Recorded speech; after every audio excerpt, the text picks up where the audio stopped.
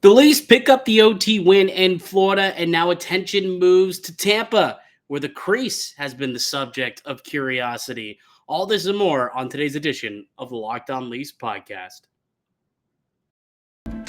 You're Locked On Maple Leafs, your daily podcast on the Toronto Maple Leafs, part of the Locked On Podcast Network. Your team every day.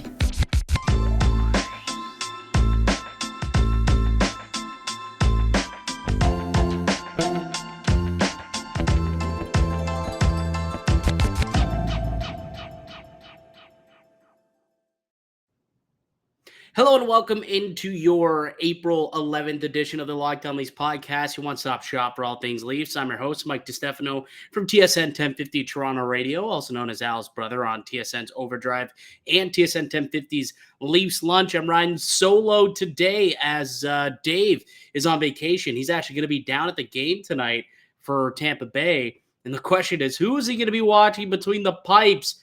There are just so many questions that people have regarding what is happening in goal, to the point where Kyle Dubas actually later today is scheduled to speak with the media to update on what exactly is going on with the goaltending situation. But what we do know up to now in tonight's game is it does appear that Joseph Woll will in fact start, but that was not always the case. Earlier today, it seemed as though it could be an ATO goaltender who legitimately could have got the start tonight. I'll explain all that shortly, but we got a game to recap from last night before we get into any of that. Let's not get ahead of ourselves because that was a good quality victory for the Toronto Maple Leafs. I thought that they were outworked a little bit, and clearly you look at the shot chart, and the Panthers ended up with 46 on net. That was a game where Ilya Samsonov, I think, to me, kind of took away most concerns that I had about his performances on the road. Look at his last three road starts in particular, though, dating back to Boston, and then the win against the Ottawa Senators, and then obviously last night against Tampa Bay. Some really, really quality performances. He's only allowed 3 goals in his last 3 games on the road, and we all know that those home road splits were questionable to the point where even head coach Sheldon Keefe was talking about how his splits have his attention. But putting out a really, really solid effort last night against the Florida Panthers in a game where they were in must-win mode, right? Like if they would have won that game, then the Panthers would have been able to win a playoff spot. They would have clinched a spot last night with the Islanders losing, but that guy was just absolutely phenomenal. The number one star by far in that game, made some big time saves. The one in overtime on Matt Knies, Knies, the one mistake that he made, he got bailed out by the goaltender. Plenty of really big saves. He used 2.76 goals saved above expected last night. So Ilya Samsonov was the story of that game last night. I know John Tavares put the nice little cherry on top of that goal in overtime, which I still am not quite sure where he found the Jets there, how he dug deep and found a way to outskate Matt Knies after a 2-minute and 26-second shift to end up scoring that goal in overtime and kind of pull away on that breakaway. But nonetheless, those were two of the big storylines from last night. But I think what we all kind of want to talk about is how did Matthew Knies look? Because going into the game, that was the number one thing that I was kind of keying in on. Like, we're at the point in the year where not much is happening with these teams. Not much is happening whether they win or lose. It's just kind of, okay, how do they play? Are they sticking to the details? And Matthew Knies in particular is someone who I was pretty excited to watch for the first time in NHL action. We've gotten a chance to watch him in the Frozen Four. I know I watched a couple of those games there to get a glimpse of him, and he wasn't stellar. He wasn't terrible. I think the one assist he put up wasn't an indicator of how well he played in the tournament. I think he was better than the one assist to show, just the production wasn't there, for whatever reason.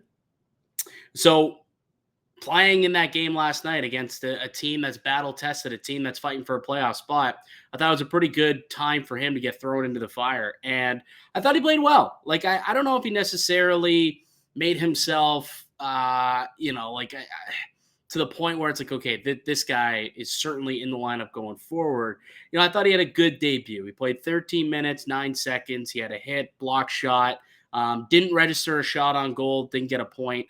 But he made a couple of really nice plays and set up a couple of guys. He had that nice setup for Kerfoot on the one play, and then the one tip he had an opportunity as well. But what I liked was more so, his willingness to engage in board battles and puck battles, because realistically, that's what that guy's going to have to do, right? Like he's not coming here and scoring goals right away. If he does, that's a bonus.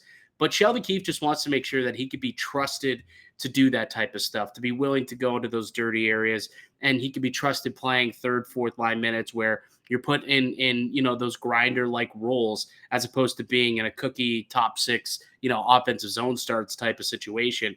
So to see him being able to go into the corners, that one board battle he had, he put, was it Mark Stahl, I think, in a little bit of a turnstile, looked almost like Sidney Crosby back in the day, just kind of going back and forth to shed Mark Stahl. Like that was the type of stuff that I'd really like to see. The edge work, the quick, I will call it twitchiness, I suppose, of his skating in below the goal line. That was really nice to see. There was a couple of times where I thought he was playing through contact, where they were trying to lean on him a little bit, and he was able to protect the puck, and still keep possession alive. I thought he battled and got possession back a couple times with the Maple Leafs. So overall, I think that was a really solid debut. Again, I'm not to the point where I'm like, okay, this guy needs to be a staple in the lineup. I don't think he necessarily proved that last night. I don't know if he could prove that in one game when you look at how good this team is. Like, it's just going to be so difficult for him to take someone out of this lineup if everyone's fully healthy, which also may be an issue. We'll get to that in just a moment. But all in all, pretty good night for Matthew Knies, and now we'll see what he can do in game number 2 against the Tampa Bay Lightning. But overall, it was a pretty solid, it was a good game overall. It was a low scoring one where the Maple Leafs just kind of had to gut through it, gave up the lead late, and then ended up winning it in overtime. Like sometimes you just need to gut through those games and get those wins at this point in the year. And I thought that it was funny that also by stealing a point from Florida, the Islanders remain in the playoff race, and kind of helping out his old squad was John Tavares with that goal. So I thought that was kind of funny as an aside. All right, let's close the book on the Florida Panthers, because what's going on right now as we move forward into tonight's game against the Tampa Bay Lightning is far more newsworthy and kind of funny to talk about.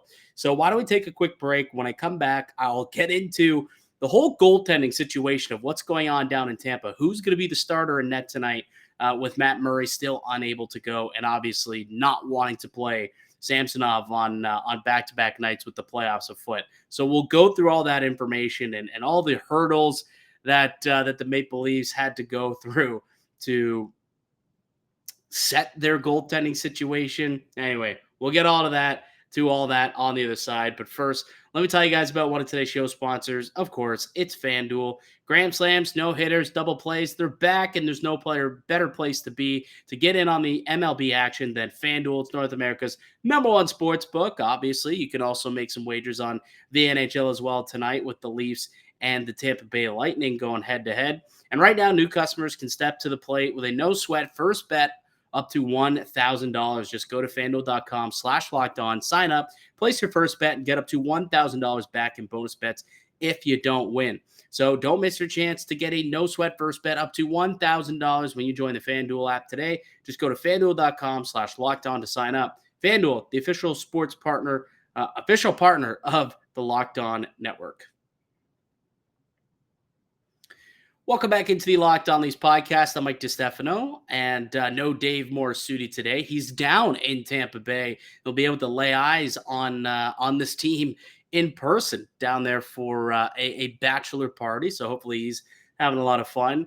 But there was a lot going on this morning in Leafland. There was an unofficial morning skate at Amalie Arena, I suppose, and Mark Masters raised eyebrows when he initially tweeted that, well, yesterday's E-Bug was still with the team and on the ice. That turned out to be false. It was a different E-Bug, or rather ATO goaltender, amateur trial goaltender. But this time, there wasn't just one of them. There was 2 of them. So we had 2 mystery goalies on the ice ahead of today's game. And it really started to allow Leafs Twitter to run rampant with theories and what the heck is going on. Like, I had no idea. I was on air, Leafs lunch, and I saw that, and I'm like, are the Leafs really going to play both of these guys tonight? Like, there's no way that they are going to risk playing Ilya Samsonov on the second night of a back-to-back. They simply cannot afford to take that gamble. And in a game that means nothing tonight against the Tampa Bay Lightning in terms of standings or anything, I guess it appeared that they were willing to go that route, have two ATO guys, because they were there in the morning and they were going through their traditional starters routine, getting work with Curtis Sanford. It appeared that they were willing to make both of these two ATO goaltenders their goalies for tonight's game, starter and backup. And I'm honestly not even sure if that's even like allowed, to be quite honest with you. But that's not happening. So after, again, 2 hours of pure speculation of what the hell is going on, it was announced that Joseph Woll was recalled by the Toronto Maple Leafs in the afternoon and will now officially be the starter, I believe is the case. But I think one of those two, I think Matt Anuska is expected to be the backup. So for a third straight game, they are going to roll with an amateur trial goaltender as the backup in this one. But finally, they were able to enact the emergency recall and get Joe Woll up here. So the reason why they were unable to bring up Joe Woll in any of these other games is because they created the emergency themselves, is from what I read. So Saturday, they could have brought him up, but they decided to instead recall Wayne Simmons and play Wayne Simmons in his final game. And then they decided, instead of recalling Matt Knies, to sign Matthew Knies over the weekend, which then again kind of reset that recall situation where then they had to play one more game without a goaltender, which they finally did last night in Florida, and now are able to play that game tonight with Joseph Woll. This is what I'm hearing is what's happening. Like, Cap Friendly tweeted it out saying, since the Leafs played last game short a goalie and had to rely on the ATO, they've been permitted to use the roster emergency exemption. So under the roster emergency exemption, Joseph Woll has a cap hit of $0. So they're going to be able to finally start this guy, and that is going to be the starter for tonight's game against the Tampa Bay Lightning. But man, was it ever a crazy couple of hours there, where at one point we thought that Matt Anuska, who was a goaltender for the Windsor Spitfires, was going to be the starter, not the backup, but the actual starter in tonight's game, backed up by U Sports goaltender Samuel Richard, who was also on the ice with Toronto tonight. And I would imagine, because something that I didn't know that I learned today was if you can only sign an amateur tryout to one game. So the goaltender so Jed Alexander was only able to play that game on Saturday, not able to come with the team and play again later in the week. So then they had to sign that guy, Nick, whoever they played as their backup in the game against Florida. But then they needed a different player to sign for this game tonight against the Tampa Bay Lightning. It's going to be Matt Anuska. But then they head over to New York for the final game of the regular season on Thursday. I wonder if they plan on signing the Samuel Richard guy, and that's why he was at practice today, still kind of going through the routine, getting to know Curtis Sanford, maybe getting to know, what the team likes to do potentially, because maybe they will use him as the backup on Thursday and go with Joe Woll again on Thursday, and Samsonov basically off until the first round of the playoffs. That's somewhat what that tells me, because the big confusion was that they didn't have not one ATO but two goaltenders on amateur tryouts, and the only explanation I can think of is, well, first and foremost, I guess they weren't given the okay to bring in Joseph Woll as an emergency officially until about midday, which I'm still confused about. Either they should have known yesterday that was the case, or maybe the league bent a knee or something. I don't know. There's still, again, Sheldon Keefe said that Kyle Dubas is going to speak later today, so we should know the full understanding of the situation. But basically, there is a long convoluted reason as to why the Leafs had two goalies on the ice today. Weren't sure which one was going to be starting, if one was going to be starting, if Joe Wall was going to be eligible to get called up, if he was going to get here in time. There's just so many questions that people had about the goaltending situation this morning. And hopefully Kyle Dubas can clear that up when he speaks in a couple hours. And when I do my recap and for tomorrow's podcast, I will be sure to find some of those quotes and play them for you guys so that you guys get the full understanding as well. But yeah, it's just wild, man. And the funny part is it's completely meaningless. Like tonight's game is literally meaningless. And it does not matter who the Leafs have in net because they could lose 8-0. And it really has no bearing on what this means for Toronto and what this means for the Toronto-Tampa series that starts next week.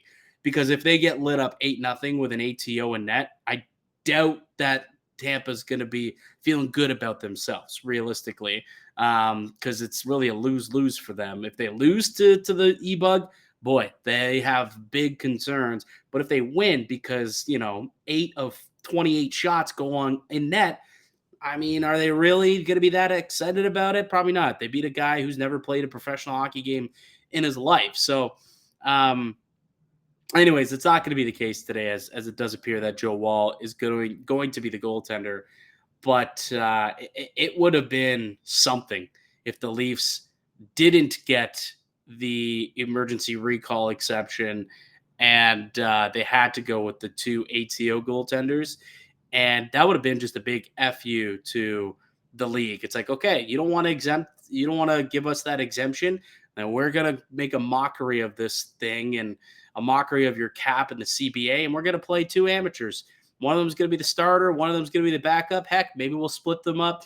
We'll give them half a game each, almost like it's an all-star game. I don't know what the plan would have been, but I kind of wish we saw it just to see how it would have played out. And again, because it really does not matter whatsoever.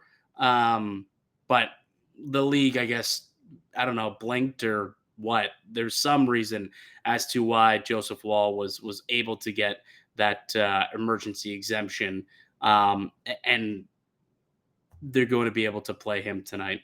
Anyways, we'll take one more quick break. When I get back, we'll talk about what I expect to see tonight. Now that we got the goaltending situation all sorted out, kind of, in a way, we'll talk about what will be happening in front of the goalie, what I expect to see, and what I'll be trying to glean from tonight's game. So that'll come up on the other side. I'm Mike DiStefano. Listen to Locked On Leafs podcast, part of the Locked On Podcast Network.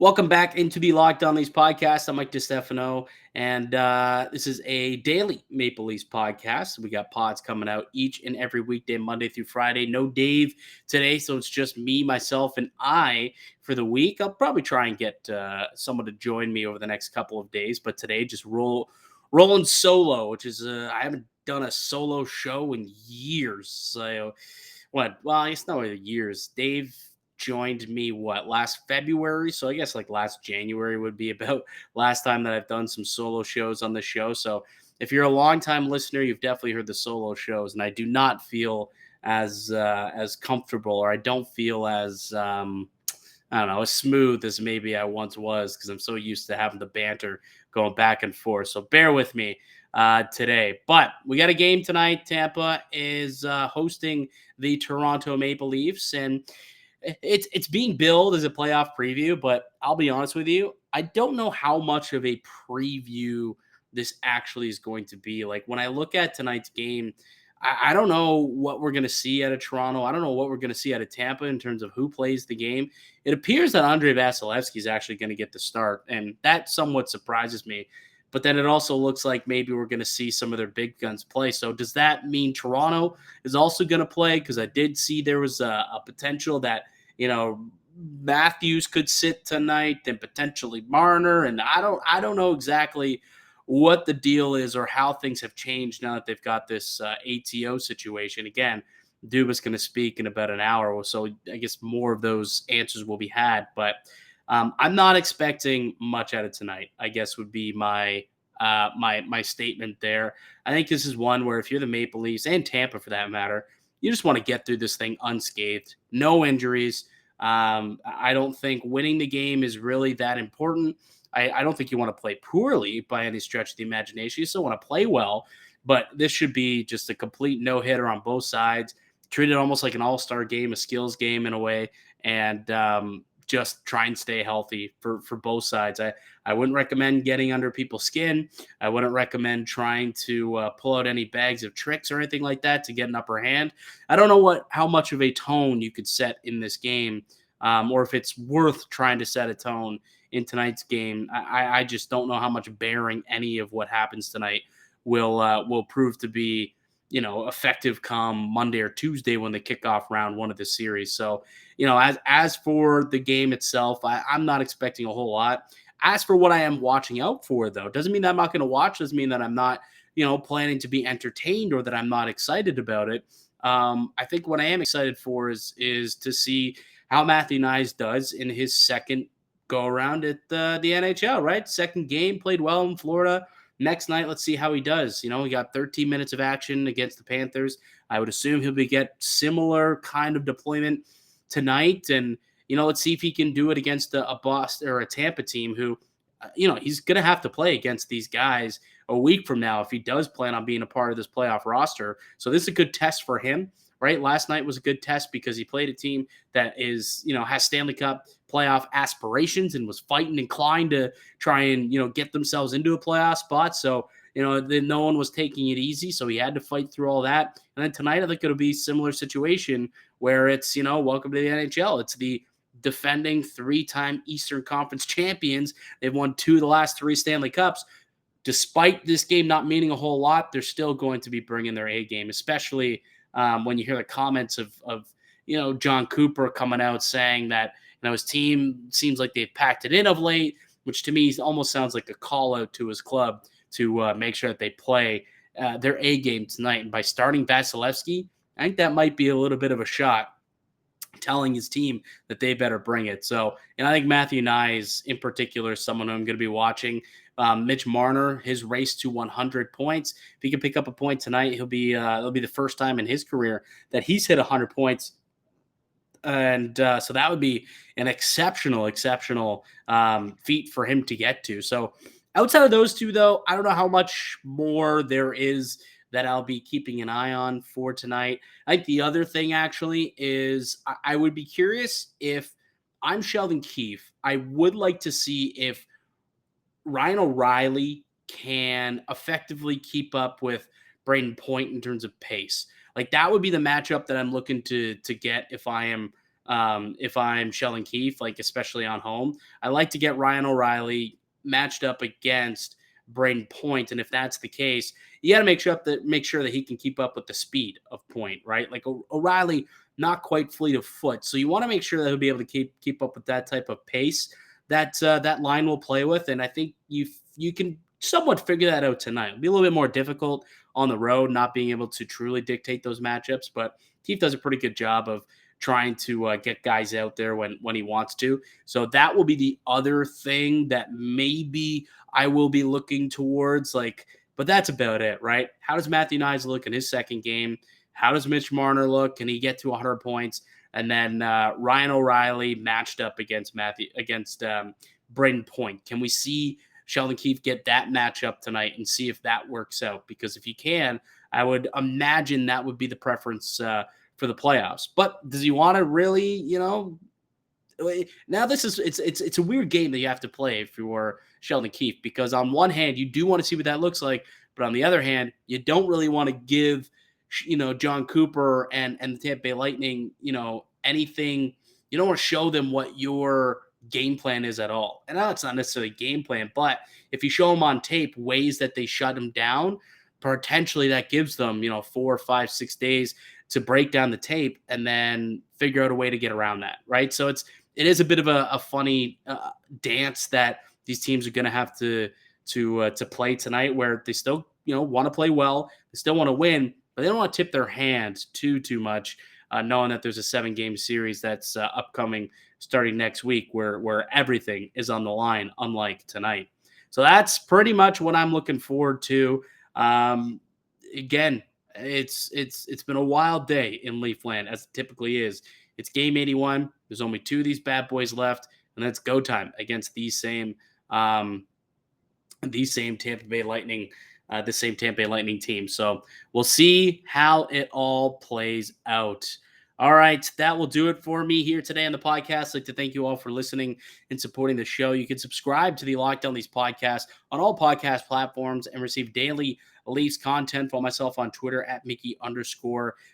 You can follow the show as well at Locked On Leafs. Go ahead, leave a like, a thumbs up, and comment down below on YouTube if you would. That'd be greatly appreciated. I'll be back with another episode tomorrow.